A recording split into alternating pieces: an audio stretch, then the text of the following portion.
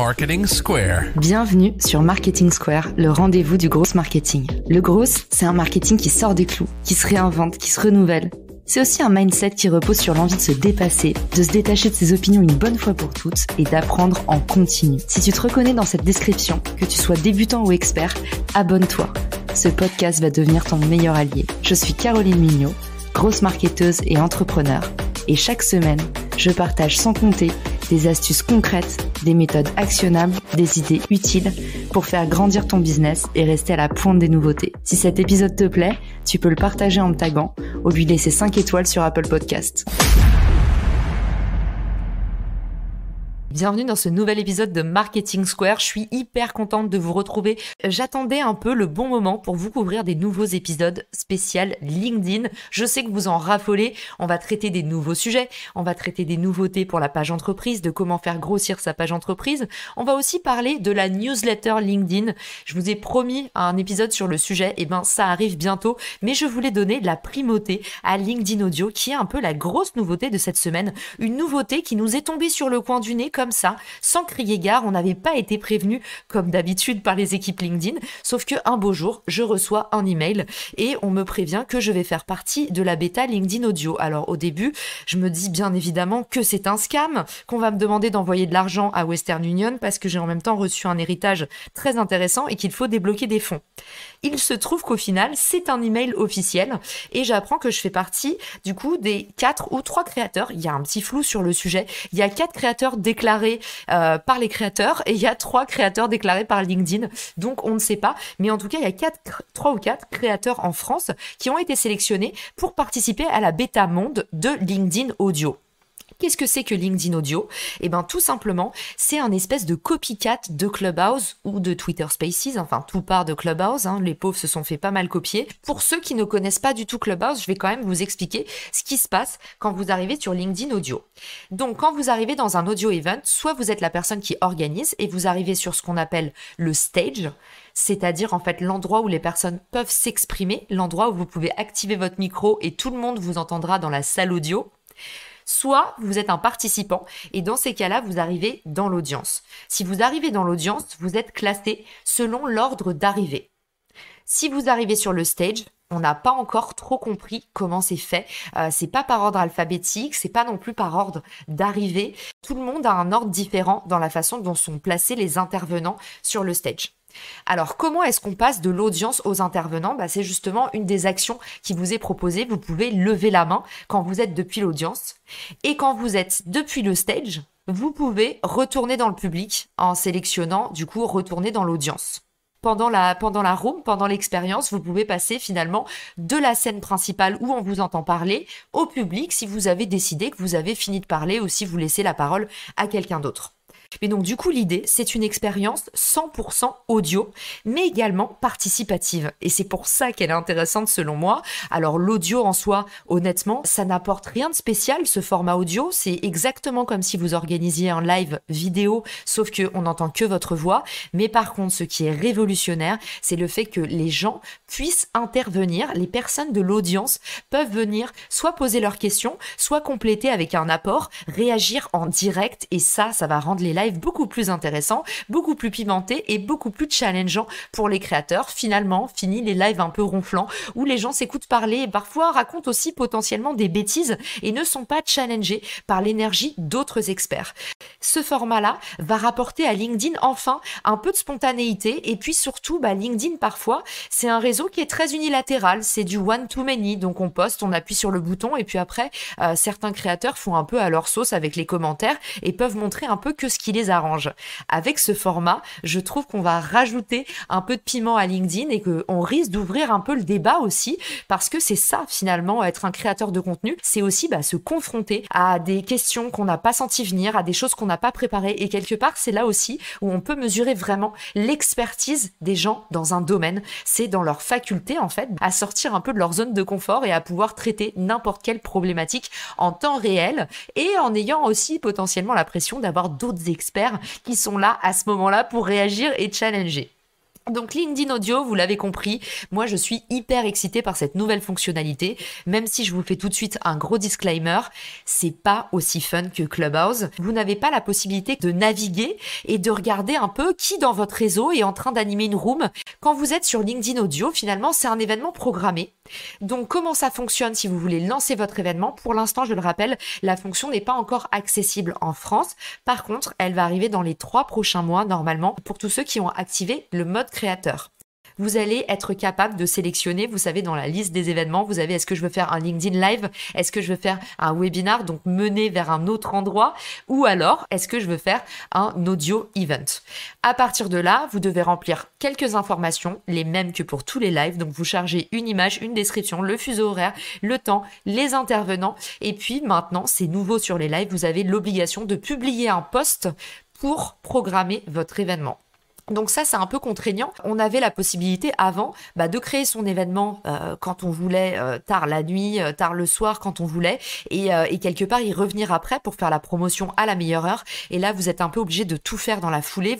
Alors, il y a d'autres différences par rapport à Clubhouse qui rendent l'expérience un tout petit peu moins fun, c'est notamment le fait que pour l'instant, le son ne soit pas de la meilleure facture qui soit. Et puis surtout, ils n'ont pas mis au point un égalisateur qui permet finalement de juguler le volume et de faire en sorte que quelqu'un qui parle très très près de son micro soit à peu près au même volume que les autres intervenants. Donc ça fait que pour l'instant, l'expérience audio en elle-même est pas dinguissime, mais on leur en veut pas, c'est une version bêta. Il n'y a pas trop non plus de gamification, ça c'est ce que Clubhouse avait très bien fait avec des systèmes de badge, des systèmes de modérateurs où vous pouviez nominer des modérateurs, c'est-à-dire que vous ne pouvez pas actuellement faire un live audio en ayant plusieurs intervenants officiel sur le stage. Et celui qu'on a fait aujourd'hui, qu'on a organisé en live ce jeudi, en fait, je l'avais organisé avec 2 copains et les 2 copains se sont retrouvés dans le public finalement un peu comme les autres personnes. Donc voilà, retour un petit peu mitigé là-dessus. Je trouve ça dommage parce que pour le coup, les événements audio, ça prend vraiment tout son sens quand on est capable justement de récompenser les bons orateurs en leur disant maintenant c'est aussi un petit peu ton événement, et ça c'est quelque chose qui était vraiment très agréable sur Clubhouse. C'est finalement le fait qu'il y avait beaucoup d'horizontalité et que le pouvoir pouvait comme ça un petit peu se distribuer dans la room, et même du coup la room n'était pas cloisonnée. On peut faire des rooms ad vitam aeternam sur Clubhouse alors que sur LinkedIn c'est 3 heures seulement. Donc le format des lives, c'est 3 heures. Une seule personne du coup qui organise. Ça veut dire une seule personne aussi qui potentiellement a le précieux sésame qui fait qu'on peut distribuer les tours de parole. Et ça fait que dans le live d'aujourd'hui, il y avait une centaine de personnes où j'avais des stages de 15-16 personnes. Je crois que le maximum est à 17 à vérifier parce qu'il y a eu pas mal de bugs. Mais du coup, sur des stages un peu chargés, quand il y a beaucoup de personnes qui parlent, en fait, le modérateur, celui qui fait figure d'hôte, a un peu toute la pression sur les épaules. Les autres actions que vous pouvez faire, il y en a une qui est vraiment très intéressante, donc je voudrais qu'on en parle. Vous pouvez partager la room à vos contacts LinkedIn. Donc ça peut faire que potentiellement un événement peut devenir viral. Et puis, vous pouvez aussi suivre directement les personnes qui sont autour de vous, soit leur envoyer un message. Et ça, je trouve que ça va être un moyen de faire de l'acquisition d'abonnés ultra puissant, parce que finalement il suffit que vous fassiez 2-3 interventions réussies dans des audio events, et potentiellement si vous êtes dans des gros événements, c'est le moment de rafler des centaines de followers d'un coup. Et aujourd'hui les créateurs de contenu le savent, il faut beaucoup de posts pour avoir une centaine de followers ou alors déjà une grosse audience constituée. Si vous voulez faire grossir votre nombre de followers, les live audio, allez squatter les stages des autres et faire des interventions hyper pertinentes pour déclencher l'amour du public, c'est un super moyen de scaler super vite. Également, vous pouvez envoyer des messages aux participants et ça vous permet vraiment de networker silencieusement pendant la room. Le meilleur icebreaker, comme on dit, la meilleure accroche, que ce soit un client, un partenaire ou encore pour du networking, un de vos pairs, c'est vraiment d'aller envoyer un message parce que vous êtes en train de vivre une expérience en commun. Donc c'est finalement un super moyen d'attirer son attention et de tisser du lien. En termes d'action, vous pouvez aussi commenter avec des emojis en disant voilà, j'adore ce que tu dis, j'applaudis ce que tu dis, je suis content, je suis énervé. Vous avez différents types d'émotions et ces émotions durent un certain temps, tout comme les mains levées d'ailleurs. Vous avez besoin parfois de lever la main plusieurs fois puisqu'il y a un espèce de compteur qui fait que les réactions durent un certain temps. Ça doit être de 1 à 2 minutes. Je crois qu'on a fait un petit peu le tour, grosso modo, de comment ça fonctionnait LinkedIn Audio. Maintenant, j'aimerais bien vous expliquer quelles sont les potentielles voies de développement pour les rooms audio. Alors, déjà quelque chose qui serait super intéressant, c'est sur la partie recrutement pour permettre en fait des échanges entre de potentiels recruteurs et de potentiels recrutés. Ça, c'est ce qui est mis en avant par LinkedIn, forcément. Seulement moi, dans la pratique, j'ai un petit bémol, c'est que je trouve que l'expérience, elle est quand même super intimidante. Et autant sur Clubhouse, il y avait une dynamique d'intimité où c'est pas le nom-prénom qui s'affiche, c'est que votre prénom. Vous pouvez choisir ce que vous mettez en avant. Vous pouvez jouer avec votre biographie pour montrer en fait quelque chose de vous-même ou en profiter pour construire un peu votre CV. Autant sur LinkedIn, bah, c'est très sérieux, c'est votre nom-prénom, ça mène vers votre profil LinkedIn. Donc à voir, encore une fois, selon les personnes qui sont présentes à l'événement. Peut-être que bientôt, on pourra faire des événements privés. Mais bon, pour l'instant, si tout le monde peut inviter des gens dans la room, dans l'état actuel, pour moi, sur les sessions de recrutement, pas terrible. Par contre, là où je vois un gros potentiel, c'est vraiment sur toute la partie live coaching pour pouvoir prendre des questions en direct et les traiter en direct. Aussi pour pouvoir donner la parole à des gens qui, en général, ont un petit peu du mal à prendre la parole, un petit peu mettre en avant les invisibles, les personnes qui ont besoin d'un petit coup de fouet pour passer à l'action. Typiquement, Christelle Defoucault va faire des live audio certainement avec des demandeurs d'emploi pour pouvoir les coacher, les entraîner à prendre la parole, à se retrouver face à un recruteur, et je trouve que c'est du pur génie. Il y a un autre format qui peut être intéressant également, c'est la table ronde avec du coup soit des experts, soit l'audience qui vient challenger, qui vient poser des questions, qui vient demander des approfondissements. Ça, je trouve que encore une fois, c'est hyper intéressant, autant pour les créateurs de contenu que pour l'audience qui écoute, parce que ça fait toujours plaisir, un peu plus de débat.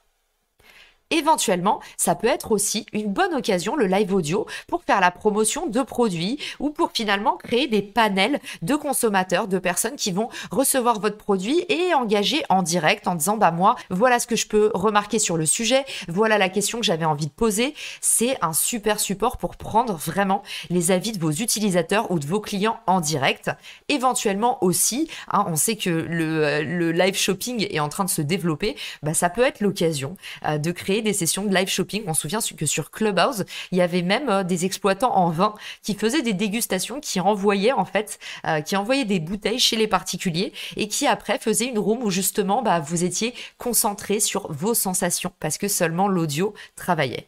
La dernière chose que LinkedIn Audio pourrait développer dans le futur et qui serait vraiment un game changer comme on dit, ce serait la possibilité de pérenniser l'expérience en offrant un replay disponible. Donc par exemple, ça voudrait dire, comme l'a fait Clubhouse pour les podcasteurs, à la fin de la room, vous êtes capable soit de proposer le replay et d'avoir de nouvelles écoutes, de générer de nouvelles écoutes, finalement comme pour les live vidéo, je ne sais pas, je pense que là on est dans la bêta, mais pour moi, l'expérience audio devrait proposer la même chose, c'est-à-dire qu'on peut assister au live en différé, et puis il y aurait aussi la possibilité de pouvoir extraire la bande son pour par exemple transformer son live en podcast. Donc voilà, pas mal d'idées qui arrivent avec ce nouveau format. Bravo et merci à l'équipe LinkedIn d'avoir permis à la communauté française de tester en même temps que le monde entier. Fallait quand même rendre à LinkedIn ce qui appartenait à LinkedIn. On sent vraiment, et je l'annonçais dans mon live, je vous mettrai la vidéo dans les ressources de l'épisode, mon live qui était dédié aux tendances et nouveautés LinkedIn, il y a un fonds de plusieurs millions d'euros, d'une vingtaine de millions d'euros, qui a été alloué pour permettre à LinkedIn de valoriser mieux ses créateurs. Et je pense que c'est déjà dans le pipe cette année. Il y a une nouvelle équipe de créateurs managers qui va s'occuper maintenant des créateurs de contenu LinkedIn, qui va faire le lien entre le siège et les créateurs pour permettre en fait un espèce d'accès VIP. En tout cas, LinkedIn a eu une vraie prise de conscience sur le fait que les créateurs étaient un moteur d'acquisition et de rétention surpuissant pour la plateforme. Alors, on s'attend à de nouveaux outils à venir et puis surtout, on s'attend à avoir comme ça des petites pépites à vous dévoiler tout au long de l'année en exclusivité. J'espère que cet épisode vous a plu. Je voulais pas faire un épisode trop long. Je voulais vraiment que vous ayez en quelques minutes un petit tour d'horizon de quelles sont un peu les premières sensations à chaud comme ça pour avoir testé LinkedIn Audio cet après-midi. Et je vous invite à aller interagir avec le post que je vous mets dans les ressources de l'épisode. Vous trouverez dans ce post, qui est ma newsletter LinkedIn Facile qui paraît chaque semaine avec les nouveautés, toutes les images dont je vous parle. Et puis, on se quitte avec mon avis Apple Podcast. Je m'en délecte chaque jour. Donc, merci beaucoup à ceux qui m'envoient de la force. On le sait, pour les créateurs Apple Podcast, c'est hyper puissant. Si vous avez aimé l'épisode, n'hésitez pas à me laisser un petit commentaire ou 5 étoiles sur Spotify. Mais en tout cas, vraiment, c'est ça qui me permet aujourd'hui de faire découvrir le podcast au plus grand nombre et d'avoir toujours envie d'en faire de nouveaux parce que je sais qu'il y a de la croissance et vous savez que la croissance pour un marketeur, c'est notre indicateur de succès numéro 1. Mon dernier avis, Apple Podcast, qui dit 100% excellent, Caroline Mignot, une vraie experte, sait rendre simple et attractif des sujets sur lesquels d'autres se gargarisent avec des mots supposés réservés aux happy few du club des marketeurs. Un contenu hyper stimulant qui nous cultive en un temps record, 100% excellent. Wow, c'est un de mes meilleurs avis, donc merci beaucoup pour tous ces mots qui me touche profondément. J'en ai un autre qui dit podcast de chevet préféré et j'adore. En général, vous me dites que vous m'écoutez dans la voiture ou dans le métro, mais le podcast de chevet, je suis hyper contente. Donc merci beaucoup vraiment à tous ceux qui m'envoient de la force comme ça au quotidien. Je vous embrasse très fort et je vous dis rendez-vous à très vite dans le podcast. Ciao! Si t'as écouté jusqu'ici, c'est certainement que cet épisode t'a plu.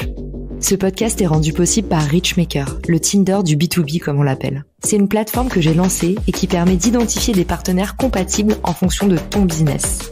En gros, dis-moi quels sont tes objectifs marketing et je te dirai qui va t'aider à les dépasser au sein de ton écosystème. Pourquoi aller chercher ses clients un par un quand on peut placer sa croissance en pilote automatique ? Plus d'excuses, passe à l'action et à très vite sur Marketing Square, le podcast du gros marketing. Marketing Square.